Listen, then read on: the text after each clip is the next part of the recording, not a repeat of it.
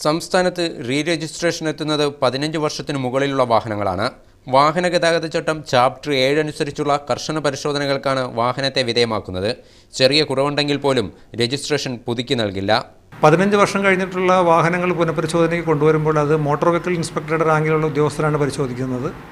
കൂടാതെ 15 വർഷത്തിൽ അല്ലെങ്കിൽ 20 വർഷത്തിൽ കൂടുതൽ പഴക്കമുള്ള ട്രാൻസ്പോർട്ട് വാഹനങ്ങളുടെ പരിശോധന ഒരു ടെക്നിക്കൽ ജോയിൻ്റ് RTOയും മോട്ടോർ വെഹിക്കിൾ ഇൻസ്പെക്ടറും അടങ്ങുന്ന സമിതിയാണ് പരിശോധിക്കുന്നത്. സംസ്ഥാനത്തെ ആകെ അപകടങ്ങളുടെ നിരക്ക് പരിശോധിക്കുമ്പോൾ പഴയ വാഹനങ്ങൾ അപകടത്തിൽപ്പെടുന്നത് വെറും 25% മാത്രമാണ്.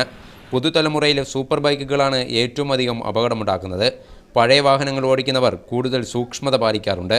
പഴയ വാഹനങ്ങൾ അപകടത്തിൽപ്പെടുന്നത് താരതമ്യേന കുറവാണ്. കാരണം സ്പീഡാണ് എല്ലാത്തിൻ്റെ അടിസ്ഥാനപരമായിട്ട് വരുന്നത്. ഇപ്പോൾ പുതിയ വാഹനങ്ങളാണ് നമ്മുടെ റോഡുകളിൽ സ്പീഡിൽ ഓടിക്കുന്നത്. പരിസര മലിനീകരണമാണ് പഴയ വാഹനങ്ങൾ ഉയർത്തുന്ന പ്രധാന വെല്ലുവിളി. വിദേശ രാജ്യങ്ങൾക്ക് സമാനമായ കാർബൺ ടാക്സ് പോലുള്ള സംവിധാനം കൊണ്ടുവന്നാൽ ഇത് നിയന്ത്രിക്കാനാവുമെന്നും വെഹിക്കിൾ ഇൻസ്പെക്ടർമാർ പറയുന്നു. മീഡിയ 1 കൊച്ചി.